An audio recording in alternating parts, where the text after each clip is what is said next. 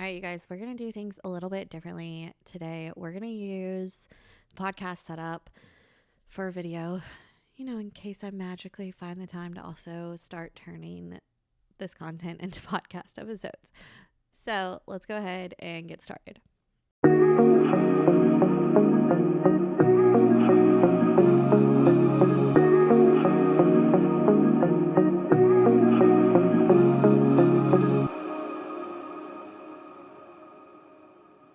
Okay. Also, this is a video for my intern who's going to edit this video. Yes, my shirt is on backwards. That is what happens when you have to record the same video multiple times because you ended up with technical issues. So enjoy. So today we're talking about if I was starting over again in 2024. So if you don't know, within 2 years of me starting my my wedding photography side of my business, I went from shooting 0 weddings to 30 plus a year. And I did that with the help of like automation, business planning, workflows, all of that logistical nerdy stuff that I love. So it was 2018, I guess, when I started to decide that I actually wanted to take on weddings. And by 2020, I had 30 weddings on the books. Also, while still shooting 30 plus weddings each year since then, I still only work at my desk roughly 20 hours a week, which just allows me all the extra freedom with my kids while they're still little. But today we're going to discuss, I think it's 7 different things that I would do differently if I was starting my wedding photography business this year. So to start off, number 1 is invest in a website and a blog immediately. Looking back, I dropped the ball on a lot of different inquiries because I didn't necessarily either have a home base for inquiries to go to, and I would have people reaching out on Instagram and Facebook, my personal Facebook, they would just reach out in all the different places. And at the time, I felt like I had to meet potential clients where they were. And so I was just trying to manage all of those different places at once, which in reality is not going to work. Once you're getting flooded with enough inquiries, it just becomes overwhelming. So creating a website where I wish that I'd had all of the information needed immediately would have been so helpful, including also just having that contact tab set up immediately and directing people to it. That was something that even once I had a website, I struggled with. When somebody would reach out on a different form of social media, I would want to respond to them there instead of just directing them straight to the contact tab and letting them reach out through email so that I would be able to keep a workflow and stay on top of those different inquiries. Also, adding in blogs onto a website is so beneficial for so many different reasons. Like, yeah, of course, you could sit there and talk about SEO and, Google search and all of those things, but also being able to write blogs that are essentially frequently asked questions or blogs that talk about your favorite location for engagement sessions, and then creating in your workflow to an email that sends them the link to the blog that's like, hey, it's time to book your engagement session. Here's a blog on my 5 favorite locations. So just going ahead and having blogs written to answer questions, but long before they're asked. All right. Second is start an email list from day 1. Here's the thing. You do not own your followers. You can't control who sees your content. You cannot control the algorithm of any social media, but you can control who you send emails to. I didn't do this until, I guess, last year, and I am still kicking myself over this one. The power of email marketing, even in the photography world, is absolutely insane. My seasonal sessions now, so like in my area, that would be fall sessions are the big ones. My fall sessions sell out before I ever have to post them on social media. And they're selling out because of my email list. And because I'm able to send out that information there, they get booked before I even have to post about them anywhere else. So literally, email list, day one, do not skip it. Even if you don't know how to use that email list yet, go ahead and start growing it. All right. Number 3, this one's kind of a funny one to talk about. So I have it titled in my notes as like start a TikTok, but let's talk about that. So in 2021, I booked 7 different weddings from TikTok. Those included destination ones, elopements, and a few local weddings. 7 off of TikTok, off of making TikTok videos. So here's the thing. Yes, I am saying like, oh, join TikTok, but the point that I'm really trying to make is that you have to be willing to jump on the next trend. So as new platforms become available for content creators, small businesses, etc., go jump on them, because the organic reach when those apps are brand new is going to be so much larger than you even realize at the time. So also explaining that, talking about that organic reach in general as platforms are brand new.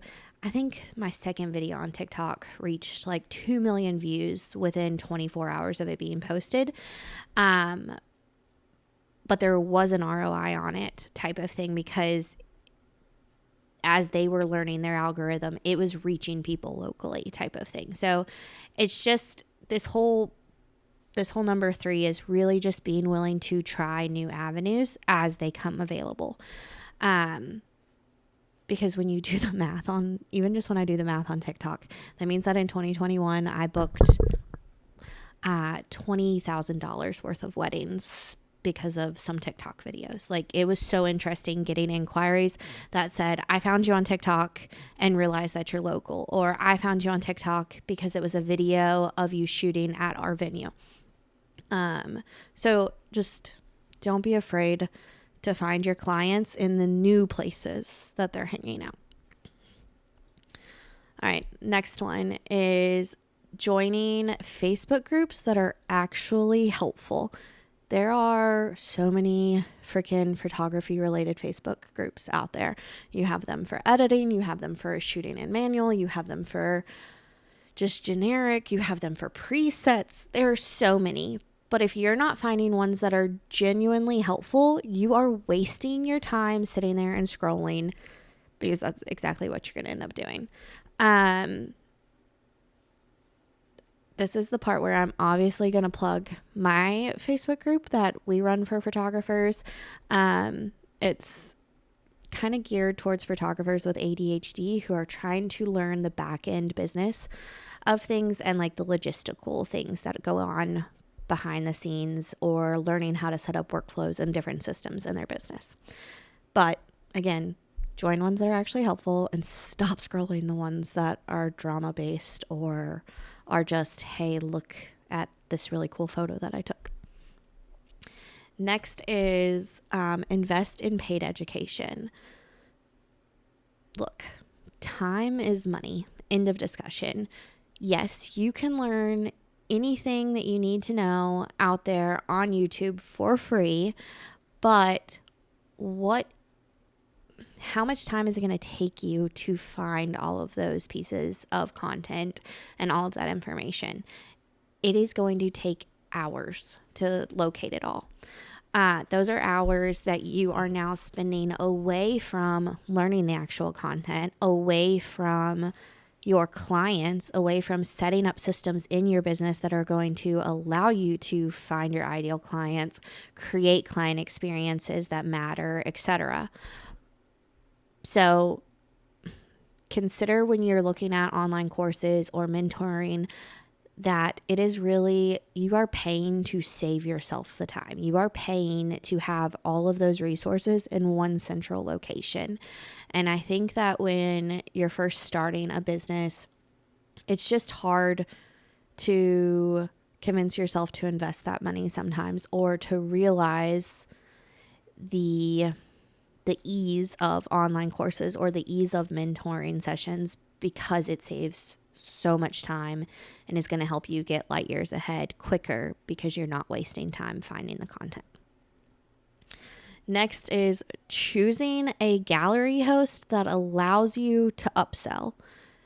There is no better way to create additional income on a session than being able to upsell downloads, prints, all the goods. Finding a gallery that is easy to set up and allows you to set up systems in it that allow you to set it up where your clients get to download the 15 images that are included in their session, but then also allows them to purchase additional ones. Find a gallery that works in a way that allows you to make additional income. If you're looking for more information on that, I do have a video that talks about upselling in galleries and how I do it in Pixieset, which is the gallery host that I currently use. And I will link that video. And then last is creating a client experience that you can replicate over and over. So when people ask how I went from 0 to 30 plus weddings a year in 24 months, the first thing that I say is that I created an experience, a client experience that was easy to replicate, meaning that every single client, when I was first getting clients, I made sure that every single one of them had the exact same experience, because they will always be your first line in attracting new clients. They are always going to tell their friends. They are likely hanging out with your ideal clients because they are your ideal client. And so having workflows and automation and systems in place that allowed me to make sure that every single client got the exact same experience and that everybody was able to have the exact same review of, she was on top of it. She would answer questions that I didn't even realize that I had. She reached out and contacted us every time that she said that we would expect to hear from her. From the beginning, having a client experience that is fully mapped out. So like in the beginning, I was kind of winging it, but I understood the importance of it. Looking back, I wish that I would have taken the time from the beginning to start to map it out and to create email templates and to create that automation. It took me longer than it should have to set those things up. So that was 7 different things that I would do differently if I was starting my business this year. If you feel like you're struggling with any of these things, or you want to understand any part of these a little bit more, make sure you come follow me on all my social media platforms. You come join our Facebook group where we talk about things a little bit more in depth sometimes. Also, we'll have some really fun blogs coming up in the future that I'm really excited for. But in general, just please don't hesitate to reach out, because this is the side of business that I love. I could talk about this stuff all day long. But until next time, guys, have a great day, and I will see you guys soon.